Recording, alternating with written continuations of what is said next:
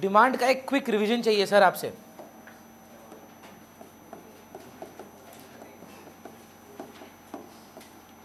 अच्छा आप लोग डिसाइड करो, ठीक है, जो बच्चा पढ़ के नहीं आए, अगर भूमि सोच लीजिए, अगर हम उससे भी पूछे और वो जवाब नहीं दे, पेनल्टी कैसा होना चाहिए?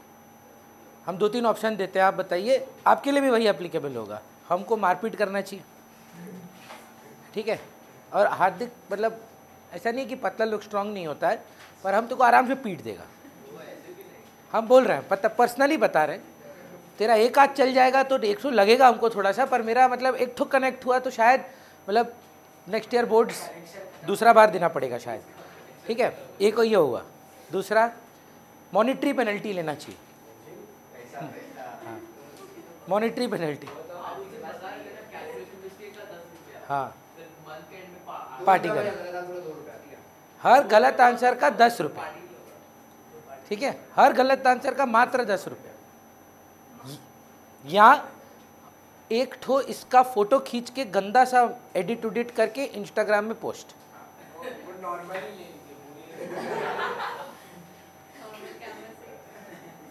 ठीक, क्या आपको लगता है करना चाहिए? लास्ट वाला। चलिए सर स्टार्ट करते हैं। कोई ऐप है जो अगली करता है?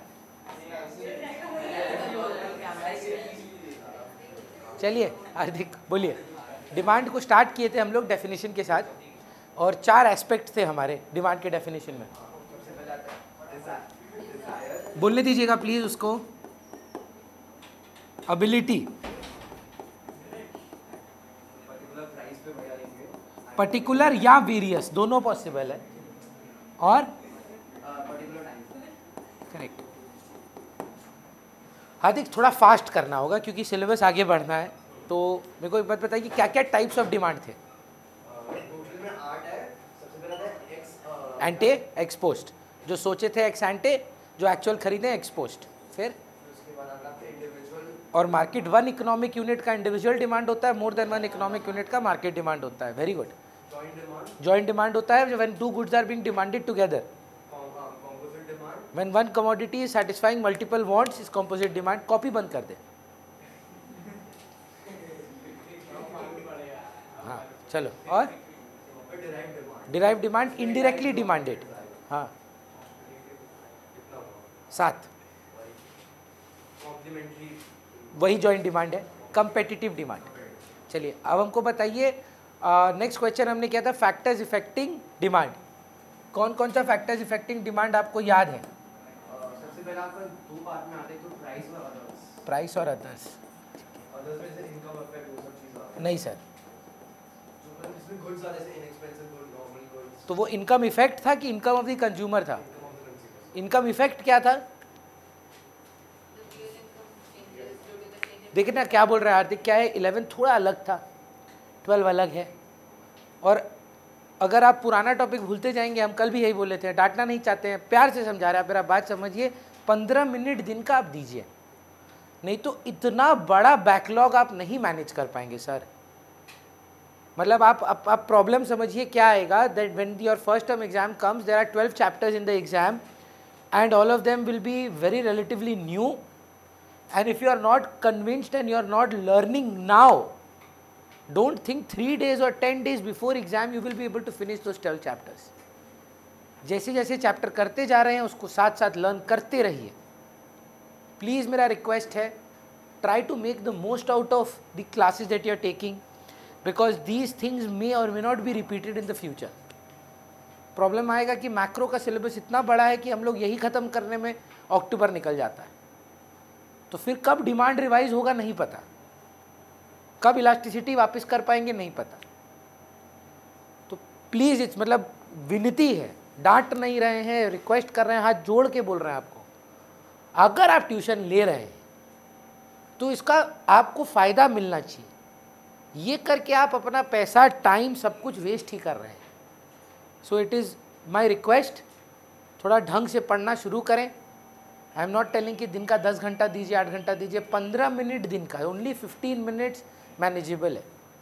भूमि आप मतलब are you well versed with technology and all? हम अपना टेक्निक बताएं, हम कैसे पढ़ते थे। हम ये जो आपको पढ़ा रहे हैं ना, एग्जैक्टली मेरा भी नोट्स ऐसा ही था। पर उस टाइम पर हमारे पास ये व्हाट्सएप वगैरह नहीं था, तो we used to have a recorder. तो हम जो पढ़ते थे, ये जो हम बोल रहे हैं ना, वो रिकॉर्डिंग कर लेते थे और वो रिकॉर्डर पे हम सुनते थे MP3 फॉर्मेट में। I used to, now you have a option of voice notes. Just revise the chapter by reading it out, store it, and whenever you are sitting free for 10 minutes just listen to it, automatically revise हो जाएगा। अगर आपको पढ़ने में आलस हो रहा है, पर अगर आप कुछ नहीं करेंगे तो टाइम वेस्ट है। ठीक है नितीश, हमको नहीं लग रहा हार्दिक अभी और बोल पाएगा, थोड़ा सा अंडर प्रिपेयर्ड है वो अभी फिलहाल। So let us be little fast here. आप बोल पाएंगे? Price and others. अदर्स में पहले इनकम ऑफ द कंज्यूमर, जहाँ normal, inferior, inexpensive necessities of life. Normal में पॉजिटिव रिलेशन, इन्फीरियर में पहले पॉजिटिव फिर नेगेटिव, उसके बाद no change in inexpensive necessities of life. उसके बाद हमने पढ़ा price of related goods, future expectations, taste and preferences. ये था factors affecting individual demand. Factors affecting market demand अलग थे, size and composition of population, consumer credit facility, income distribution etcetera etcetera. Reasons for downward sloping demand curve, income effect, substitution effect, law of DMU, number of uses, number of buyers. फिर क्या था sir? Law of demand भी किए थे बीच में एक बार, schedule, tabular representation, curve, graphical representation, and then we had moved on to exceptions, articles of snob appeal, Giffen goods, Veblen effect, bandwagon भी बोलते थे, change in fashion, emergencies, further expectations. Then there was movement versus shift. Movement is due to change in prices, shift due to the other factors. Movement is also known as change in quantity demanded, shift is known as change in demand. Extension, contraction under movement, increase, decrease under shift. In the same diagram when you are showing it, is it movement? When there are two different demand curves are being prepared, rightward and leftward, that is shift of demand curve. तो जैसे आप 5 minute में ये बोल पाए ना, तब समझना पहला चैप्टर हो पाया है। Only then if you have the confidence of say this, saying the chapter without looking at the book, looking at the notes, that means you are prepared. और वो आप बात समझ रहे, एक दिन में नहीं आएगा। हमको 10 साल लगा है यहाँ पे पहुँचने के लिए। For 10 years I have been doing this, then I have been able to say this at this speed. It will take you at least 2 months, पर if you start after 2 months, then you have to do how many chapters more? So अभी कर रहे हो ना demand elasticity, consumer equilibrium, ऐसा कोशिश करो अप्रैल and तक ये 3 चैप्टर आपके फिंगर टिप्स पे हो जाए। इलास्टिसिटी में अगर फास्ट बात करें, degree of responsiveness of quantity demanded due to a change in any of the determinants. Income की वजह से अगर हो तो इनकम इलास्टिसिटी, प्राइस की वजह से हो तो प्राइस इलास्टिसिटी, दूसरे कमोडिटी की प्राइस की वजह से तो क्रॉस प्राइस इलास्टिसिटी। जिसमें से सबसे पहले हमने प्राइस इलास्टिसिटी किया और 5 मैग्नीट्यूड देखा। Perfectly inelastic demand curve, any change in price does not lead to any change in quantity demanded, ED equal to 0, vertical to the parallel to the Y axis. Perfectly elastic curve, slight change in price with either lead to infinity और 0, parallel to the X axis, ED equal to infinity. Unitary elastic is ED equal to 1, where the reason and response is the same and it is represented by a rectangular hyperbolic. Relatively elastic on the other hand is a flatter downward sloping demand curve where the percentage change in QD is greater than the percentage change in price. Where percentage change in price is greater than percentage change in quantity is relatively inelastic. It is a downward sloping steeper curve. Then we moved on and we discussed what are the factors affecting and influencing price elasticity. 9 points were there. Number of uses, availability of substitutes, price range, income range, distribution of not distribution of income, proportion of income, nature of the commodity, possibility of postponement of consumption, time period and habits of the consumer. ये 9 point थे जहाँ पे factors affecting elasticity आता है। Measurement में जाके हमने पहला 2 पार्ट में तोड़ा, आर्क इलास्टिसिटी और पॉइंट इलास्टिसिटी। आर्क इलास्टिसिटी में 2 थे, परसेंटेज और टोटल एक्सपेंडिचर, और पॉइंट में ज्योमेट्रिक। आर्क इलास्टिसिटी के अंदर परसेंटेज मेथड का फॉर्मूला था percentage change in QD divided by percentage change in price, जहाँ पर फाइनल आंसर था change in Q by change in P into P by Q। उसके बाद हमने मूव ऑन किया टोटल एक्सपेंडिचर मेथड में, जहाँ पे हमने बोला जब टोटल एक्सपेंडिचर और प्राइस का पॉजिटिव रिलेशन है तो इनइलास्टिक है, और टोटल एक्सपेंडिचर और प्राइस का इन्वर्स रिलेशनशिप है तो वो इलास्टिक है। प्राइस बढ़ने गिरने पे टोटल एक्सपेंडिचर अनचेंज्ड रहे तो यूनिटरी इलास्टिक है। उसके बाद हमने ज्योमेट्रिक मेथड किया, जहाँ lower line segment by upper line segment एक लीनियर कर्व पे हमने देखा कि मिड पॉइंट पर 1 है, Y एक्सिस को जो टच कर रहा है पॉइंट वो इन्फिनिटी है, X एक्सिस को जो टच कर रहा है पॉइंट वो 0 है, 1 और 0 के बीच में लेस देन 1 है, इन्फिनिटी और 1 के बीच में मोर देन 1 है। फिर अगर यही कर्व नॉन लीनियर में आया था तो हमने एक टैंजेंट बनाया था और वही lower line segment by upper line segment किया था। Then when we moved on to income elasticity, 3 parts there. Normal goods के लिए positive income elasticity, inferior goods के लिए नेगेटिव इनकम इलास्टिसिटी। ये शायद आप लोग का स्किप्ट है, ये आपका स्किप्ट है, ये बैच में वो वाला पार्ट नहीं हुआ है। हम लास्ट क्लास आपके साथ कंज्यूमर इक्विलिब्रियम स्टार्ट किए थे, जितना हमको याद आ रहा है। और मैंने पहले आपको बताया था कि कंज्यूमर क्या होता है और इक्विलिब्रियम क्या होता है।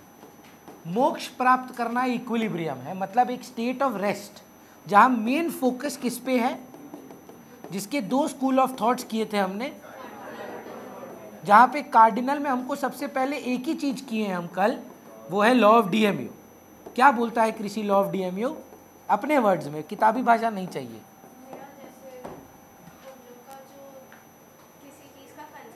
एक एक करके जब हम बढ़ाते हैं भैया रेगुलर बेसिस पर, एडिशनल सेटिस्फैक्शन कम होते जाता है ना। पहला बार, जैसे only a person who is a gym enthusiast would agree on this, पहला बार जब आप बेंच प्रेस मारे होंगे और फिर जो सोरनेस फील हुआ होगा, वो सोरनेस का भी एक अलग मजा था। उसके बाद भी हाँ ठीक है दर्द होता है, पर वो जो फर्स्ट टाइम वो जो हालत खराब होता है ना, वो अलग यूटिलिटी होता है उसका। क्या उसके बाद मज़ा नहीं आया? उसके बाद भी बहुत मज़ा आया। तो सेटिस्फैक्शन नहीं ड्रॉप करता है, एडिशनल सेटिस्फैक्शन ड्रॉप करता है। कोई भी चीज़ को आप रेगुलर बेसिस पे करने लग जाओ, आपका एडिशनल सेटिस्फैक्शन ड्रॉप करता है। So that is something that we need to understand. कई बार ये ऑपोजिट हो जाता है, आपने देखा होगा लोग पागलों की तरह जिम करते रहते हैं और मतलब पैशन हो जाता है। पैशन पे लॉ ऑफ डीएमयू अप्लाई नहीं करता है। कोई भी चीज़ आपका अगर हॉबी है या अगर आप किसी चीज़ से प्रेम करते हैं, लॉ ऑफ डीएमयू कई बार उन चीज़ों पे, क्योंकि वो रैशनैलिटी नहीं है, रैशनल कंज्यूमर के लिए ही लॉ ऑफ डीएमयू अप्लाई करता है। तो लॉ ऑफ डीएमयू के लिए हम लोगों ने बोला था एक रिलेशनशिप आया था टीयू और एमयू का, अगर आपको याद हो डायग्राम के साथ था, शेड्यूल आपने मन से बनाया था। मैंने बोला था कोई भी नंबर ले लो, बस 0 दिखाना और नेगेटिव पे जाए। तो आप बोल पाएंगे मैम क्या रिश्ता था टीयू एमयू का? When TU is increasing at a decreasing rate, MU is falling but it is positive. When TU is maximum, MU is 0। When TU falls, MU becomes negative. इसका डायग्राम याद है आपको? भैया कुछ नहीं था, 2 में भी बना सकते थे, 1 में भी बना सकते हैं। अगर 2 में बनाए तो बस स्टार्टिंग पॉइंट दोनों का सेम होना चाहिए। तो यहाँ एक डॉट दे देते हैं और यहाँ पर देखिए टीयू मैक्सिमम है ना, इसको काटते हुए जाना होगा बस। और यही कर्व को अगर आप चाहें तो एक ही में दिखाना है, यहाँ से स्टार्ट करिए सेम पॉइंट से यहाँ पर ले जाइए। वाई एक्सिस पे अगर नहीं लिखे थे कल तो लिख लीजिए, यूटिलिटी ले रहे हैं और यहाँ पे यूनिट्स ऑफ कंजम्पशन। ये जो कर्व है वो टोटल यूटिलिटी है, ये वो कर्व मार्जिनल यूटिलिटी है। पता नहीं आपके बैच में बोलने का मौका मिला था कि नहीं, श्रीमोई है ना, श्रेयोशी, पता नहीं क्या हो जाता है, सॉरी। कोई निक नेम बता दीजिए ना, है तो पक्का है। क्या नाम है? बाबलाई टूबलाई?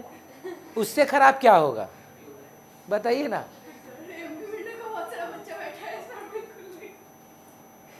तो आप बताइए आपका निक नेम आप क्या चाहते हैं? श्रेया नहीं, श्रेया क्यों? जब आपका नाम श्रेयोशी है तो श्रेयोशी रखते हैं। ये पॉइंट का कोई नाम बताई थे क्या? When total utility is maximum and marginal utility is 0, कुछ बोले थे क्या? नहीं, लिख लीजिए। इस पॉइंट का नाम है पॉइंट ऑफ सटाइटी, और अगर आप बहुत बड़े अंग्रेज हैं ना तो सैशिटी। मतलब कुछ बच्चा लोग का अंग्रेजी बहुत अच्छा होता है तो लोग को लगता है ये सैशिटी प्रोनाउंस होता है। हम तो गूगल में चेक कर चुके हैं, सैटिटी बोलते हैं।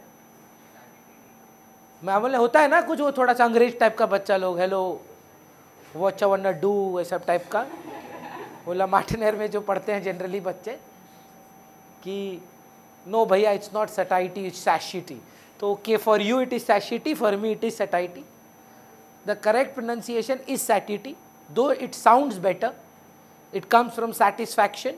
So satiated, when you are fully satiated, इससे ज़्यादा आपको और satisfaction नहीं मिलेगा, गिर जाएगा। That is the point of maximum satisfaction, the point of satiety या satiety, whatever you want to say, ये MCQ में पूछा जाता है. Please be very careful, this is not equilibrium, this is the point of maximum satisfaction. TU is the highest here, point of satiety. Clear है? यहां तक कल बात हुआ था. आज हम लोग इसमें कंटिन्यूएशन करेंगे, क्योंकि बात क्या था येस्टरडे पता है, याद है क्या था, करना क्या था, वो नहीं हुआ आज. येस्टरडे नहीं हो पाया. ये डिसाइड करना था कि भैया आपका ट्यूशन कब छोड़ना है. याद है? यही लक्ष्य था कि हमको आपका ट्यूशन कब छोड़ना है, ये डिसीजन आपको लेना है. तो सिंपल सा बात है, इमेजिन करते हैं ट्यूशन छोड़ने से पहले आपका फेवरेट रेस्टोरेंट क्या है दिशा? कलकत्ता में कोई रेस्टोरेंट नहीं है. जैसे हम अपना बताते हैं मेरा गो टू रेस्टोरेंट है बारबेक्यू, है ना. जैसे मेरा बहुत अलग अलग रेस्टोरेंट्स है अलग अलग खाना खाने के लिए. जब हमको कुछ नहीं समझ में आता है ना कि कहाँ जाए, तो बारबेक्यू पार्क स्ट्रीट वाला, मतलब वो क्या है ना, ऐसा जगह है जहाँ कुछ गलत खराब नहीं मिलता है. इंडियन भी उतना ही इक्वली गुड है, चाइनीज़ भी उतना इक्वली गुड है, मतलब गुड फूड है. गए हैं तो बारबेक्यू अच्छा लगता है. क्या खाते हैं, चाइनीज़ की इंडियन? चाइनीज़ खाते हैं, इंडियन नहीं खाते हैं. इंडियन के साथ एग्जाम्पल लेके चलते हैं. ये प्रॉब्लम है या इशू ये है कि कृषि को डिसाइड करना है कि कितना रोटी खाना है. कई बार क्या होता है, वो 6 रोटी खा के बोलती है भैया मेरा पेट में बहुत दर्द हो रहा है, इतना खा लिए हैं कि उल्टी आ गया है. कई बार बेचारी भूखी सो जाती है क्योंकि कम रोटी ऑर्डर कर देती है.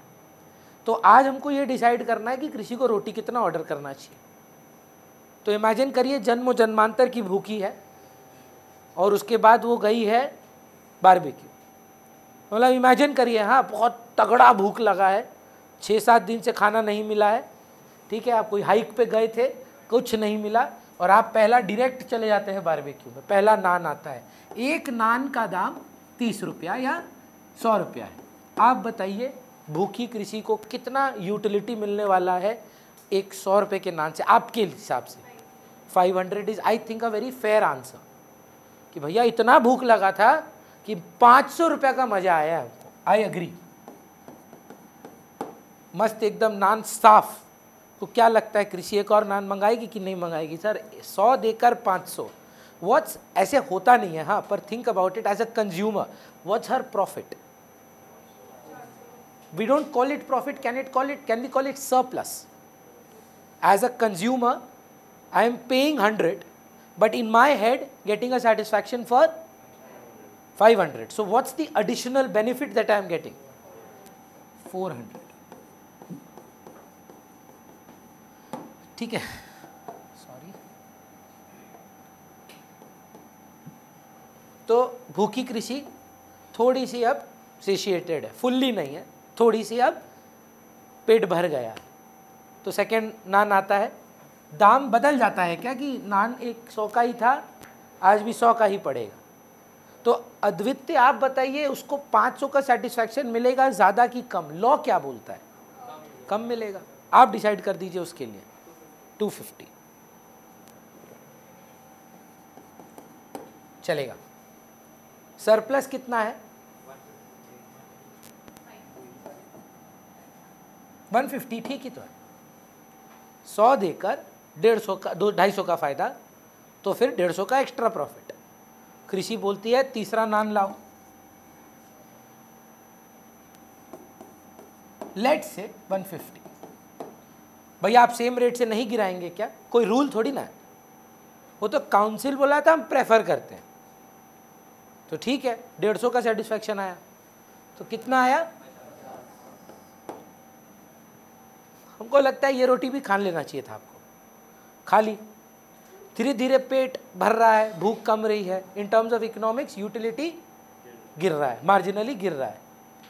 तो भी कृषि एक और नान मंगाती है. इस बार उसको 100 रुपये का सेटिस्फैक्शन मिलता है. गिरा, हाँ या ना? प्रॉफिट कितना है? 0. उसके बाद कृषि को एक फ़ोन आता है, तुमको मेरी कसम, मैं निकला गड्डी लेके, तुम खा लो, एक नान और खा लो. तो कृषि बोली what nonsense, I will still have it. तो खा ली। गुस्सा क्यों हो रही हो कृषि? ऐसे झगड़ा हो गया क्या आज? आज लग रहा है झगड़ा हुआ है इसलिए गुस्सा हो गया कृषि। हाँ, जनरली गुस्सा नहीं होती कृषि, आज लग रहा है कल रात को झगड़ा हुआ है ना। व्हाट्सएप दिखाओ, दिखाओ व्हाट्सएप। 100% झगड़ के आई है आज, है ना? झगड़ा आपको पता है क्या? नहीं, आप लोग क्या क्या काहे का फ्रेंड है तुम लोग? झगड़ा आके तुम्हारे कंधे पे नहीं रोती है। क्यों बोले भाई? तो 100 रुपये का नान मंगाना ही पड़ा, अब क्या मना कैसे करेगी? ठीक है, खा लेते हैं, क्या है। ट्रू फॉल्स यूटिलिटी तब भी आया, पर अगर आप सरप्लस का बात करें, so I don't know, with the way I am narrating the story, it should be very clear that Krishi should have stopped at 4. So that is your answer, that how many rotis should I have in this situation? Krishi, the answer is 4. But I will want to discuss with you 2 more answers that I have got over the years, where students have said that no, why not the other one? So the other 2 answers, Ditya, the first answer is a little weird, but I understand the idea behind it. So the first answer is you should have had or made Krishi have only 1 roti or only 1 naan. मैं बोला ये क्यों sir? तो maximum profit किस पे? तो सबसे ज़्यादा मज़ा किस में आया है? तो मतलब मेरे को ना थोड़ा सा उसके लिए सैड फील हुआ था उस बच्चे के लिए। उसका माइंडसेट क्या है कि एक बार अगर आपको कोई चीज़ मैक्सिमम प्रॉफिट या मैक्सिमम सेटिस्फैक्शन दे दे, वो लेके छोड़ दो। Even though next time it is going to be very enjoyable, it is going to be giving a lot of utility, not as much as before, तो आप मत खरीदो। ये कोई बात हुआ? मेरा पॉइंट ध्यान से समझिएगा। पहले में सरप्लस कितना था? पहले से 400, सेकंड से 2 से कितना? ये दूसरा है, हाँ या ना? From the second roti, she is getting a surplus of 150. From 2 rotis, how much? So surplus तो बढ़ ही रहा है। फॉर एग्जाम्पल, आपका ना बोर्ड में 72 आउट ऑफ 80 आता है और काउंसिल आपको बोलता है Aditya we are agreeing to increase 1 mark. आप बोल देंगे 1 मार्क, 72 आया, हमको 1 नहीं चाहिए। ऐसा होगा कि ये 1 नहीं बोल रहा है कि आपको 1 देंगे, हम आपको 1 और देंगे। तो ये 150 नहीं है, ये 150 और है। So why would you lose that out? Why would you lose this 50 also? तो ये भी खाइए। The second answer that I get a lot of many times and some of you might be thinking, नहीं भैया यहाँ रुकना चाहिए था उसको। मैं बोला क्यों? बोला 4th वाला देखिए उसको कुछ मिला ही नहीं। मैं बोला नहीं, उसको प्रॉफिट नहीं मिला। देखो, ये मत बोलो कि सोचो कि नहीं मिला, 100 के बदले 100 का सेटिस्फैक्शन मिला है, एडिशनली कुछ नहीं मिला है, तो भी ना कन्विंस नहीं हुआ। सो कृषि, एक क्वेश्चन के थ्रू हम आपको एक्सप्लेन करते हैं। व्हाट इफ यहाँ 3.5 रोटी है, 3 और 4 के बीच में 1 रोटी और है, 3.5, half. The law of DMU states कि जब आप 3 से 4 पे जाते हैं तो मार्जिनल यूटिलिटी बढ़ता है कि गिरता है? कमता है। तो अगर वो 4 से 3.5 पे आ रही है, हाँ ना में जवाब दीजिए, यूटिलिटी 100 से ज़्यादा होगा। 4 पे अगर 100 है, 3.99, आई नो 3.99 रोटीज नहीं होती हैं, पर 3.99 पे 100 से ज़्यादा होगा कि कम? तो इमेजिन करिए ना 3.5, I am saying 101, how much are you paying for 1 roti and how much you getting? वो 1 रुपी का प्रॉफिट भी छोड़ेंगे क्या? है ना? Shreyoshi, what is better than profit? What is better than money? पैसे से अच्छा क्या है? प्यार, मोहब्बत, घर। एक और आंसर है, anything better than money is more money. पैसे से अच्छा क्या है? और पैसा। यूटिलिटी से अच्छा क्या है? तो ये एक और मिल रहा है, क्यों छोड़ रहे हो यार? कब तक जाना चाहेंगे? बोल रहे जब तक एडिशनली कुछ नहीं आए। खाली सोचिए ना, 3.99 करके नहीं है, यहाँ पे 100.999999, तो भी 0.99 क्या है? टोटल है कि एडिशनल है? वो क्यों छोड़े हम? बोल रहे जब एडिशनली और कुछ नहीं आए। That is the point, you stop. So numerically बता पाएंगे? ये तो समझाने के पर्सपेक्टिव से है। एक equilibrium condition, when the marginal utility of a commodity, let's say x, is equal to the price of the x commodity, अगर ये तो आपको ज्ञान टफ लग रहा है ना, अगर मोस्ट बढ़िया कॉन्सेप्ट एवर, जितना पैसा दे रहे हो उतना मजा मिल रहा है, कंज्यूम करो। जिस दिन आपको मेरा ट्यूशन में आके लगे कि भैया आपको जो हम 1400 दे रहे हैं ना, वो 1399 का फायदा मिलता है हमको आपसे, आप ट्यूशन छोड़ के, आपको ट्यूशन आना ही नहीं चाहिए था। आपको छोड़ना पता है कब चाहिए? 1400 इक्वल टू 1400।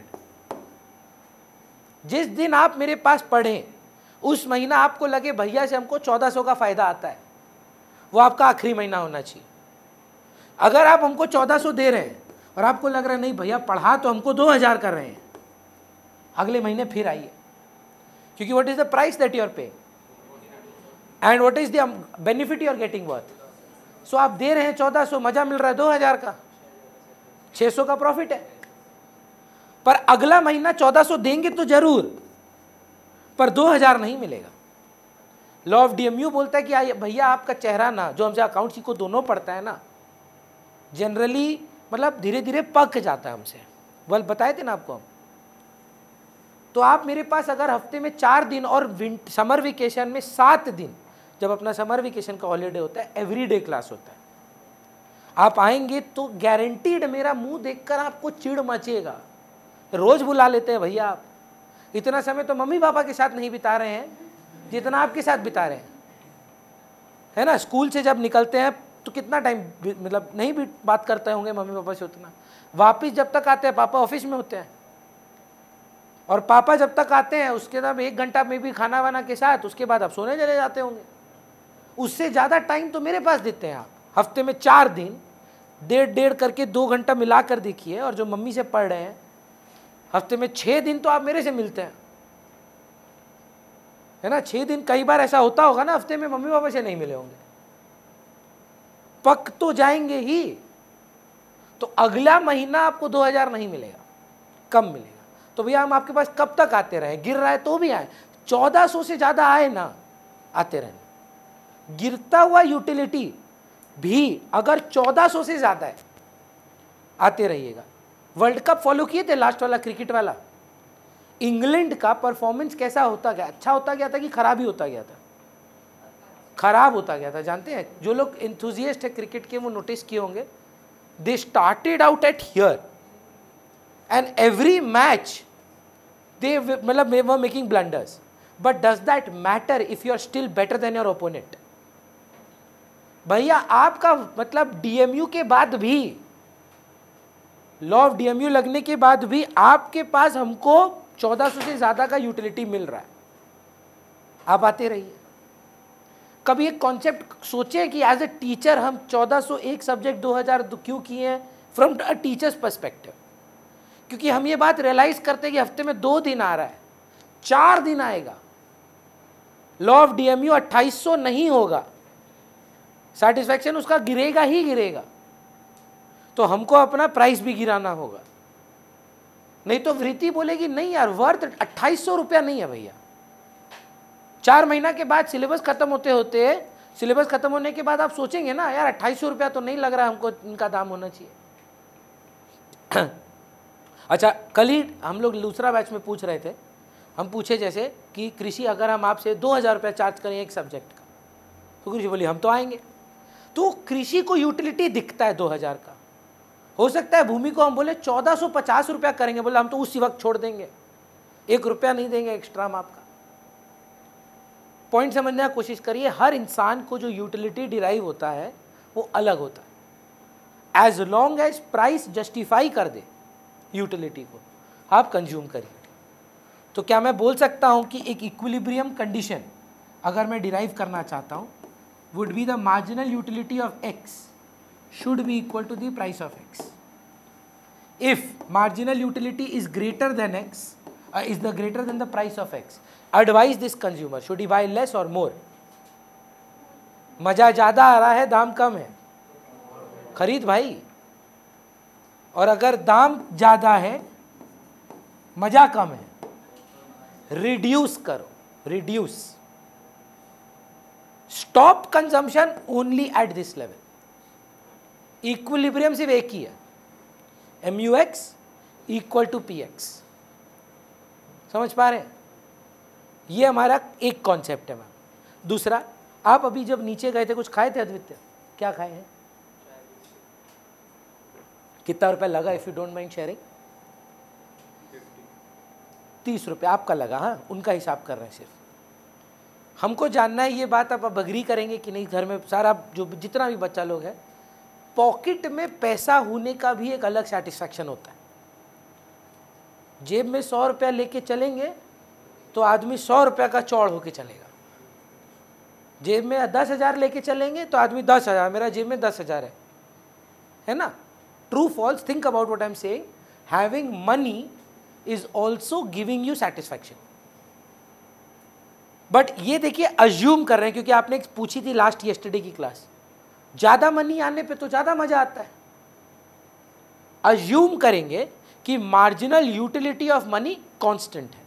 मतलब क्या है इसका? आपके पॉकेट में अभी कितना है मैम? 1000। आपको 1000 रुपये का सेटिस्फैक्शन वो नोट आपकी पॉकेट में दे रहा है। आपके पॉकेट में है मान लीजिए 2000। आपके पास पॉकेट में 2000 रुपया वर्थ यूटिलिटी है। आपके पॉकेट में मान लीजिए 5000 है। आपके पॉकेट में आपको पैसा रख के मजा कितने का मिल रहा है? 5000 का। मान लीजिए रीति आपके पॉकेट में 5 रुपये है, आपको कितना रुपए का मजा मिल रहा है? 5 रुपये का। मेरे पॉकेट में 1 रुपये है, मेरे को कितना रुपए का सेटिस्फैक्शन मिल रहा है? 1 रुपये का। ये अज्यूम कर रहे हैं। मेरे को लगता है, अद्वितीय अग्री या डिसअग्री करिएगा, आप जब चाय दुकान में गए, आपने ना ये सब सोचा नहीं, पर आपके सब कॉन्शियस ने आपको हेल्प किया कि मेरे पॉकेट में 30 रुपया हमको अभी 30 का मजा दे रहा है, ये चाय बिस्किट पी के हमको 30 से ज़्यादा का मज़ा मिलेगा। तो एक काम करते हैं, पॉकेट में पड़े पड़े 30 का मज़ा है, ये इसको देते हैं, चाय बिस्किट लेते हैं, चाय बिस्किट से 30 का ज़्यादा का सेटिस्फैक्शन होता है, चलो खरीद लेते हैं। मैं बिलीव करता हूँ कि इतना आपने सोचा नहीं, लेकिन कभी आपने ऐसे चाय बिस्किट नहीं भी लिया होगा पॉकेट में पैसे होने के बावजूद भी। Suppose you are running short in cash, या उतना भूख नहीं लगा है, या वो चाय बिस्किट आपको 300 रुपये में बेच रहा होता, तो आप क्या कैलकुलेट करते? पॉकेट में 300, यहां 300 नहीं लग रहा मजा। अच्छा, is it because of quality? सोचिए आप भूखे मर रहे हैं और वो 3000 में चाय बिस्किट बेच रहा है, तो आप बोलेंगे ले भाई 3000 बस हमको खाना दे दे। What I am trying to tell you that you are 99 क्या, if you are rational, it's not impulse buying, it's not peer pressure, it's not that you are like motivated by or guided by other factors. If it is a pure rational purchase, you are buying with the logic that money in hand is giving utility. I will only part with my money only when the other commodity is giving me more satisfaction than the marginal utility of money. मैं वो 30 रुपए का चाय biscuit सिर्फ एक ही शर्त पे ले रहा हूं, क्योंकि वो मेरे को 30 रुपये से ज़्यादा का सेटिस्फैक्शन देता है। आप में से यहाँ कोई है जो चाय नहीं पीता है? आप खर्चेंगे मैम 30 रुपया? नहीं खर्चेंगे। अच्छा, नॉट बिकॉज महंगा है 30 रुपया, अरे हमको नहीं अच्छा लगता है। आप हमको चिप्स खिला देते तो शायद हम खा लेते 30 रुपये का, है ना? Think about it. आपने have you ever not bought something and said अरे यार महंगा है पर वर्थ है? 5000 रुपया जेब में है, कमोडिटी का दाम 5000 रुपया, महंगा कमोडिटी है, पर आपने बोला रखो यार कोई बात नहीं, क्योंकि पॉकेट में पड़े पड़े 5000 कितना का मजा दे रहा था? 5000। लेकिन वो कमोडिटी से चाहे 5001 का ही क्यों ना सेटिस्फैक्शन आए, ले क्या 5001 का सेटिस्फैक्शन दे रहा है वो, और आपकी पॉकेट में 5000, ले कि नहीं ले? ले लीजिए। वो 4999 का सेटिस्फैक्शन दे रहा है, दे तो रहा है, पर जितना पॉकेट में मजा ज्यादा है 4999 कम है। बेटर क्या है? पॉकेट में ही रहने दो। हम एज अ रैशनल कंज्यूमर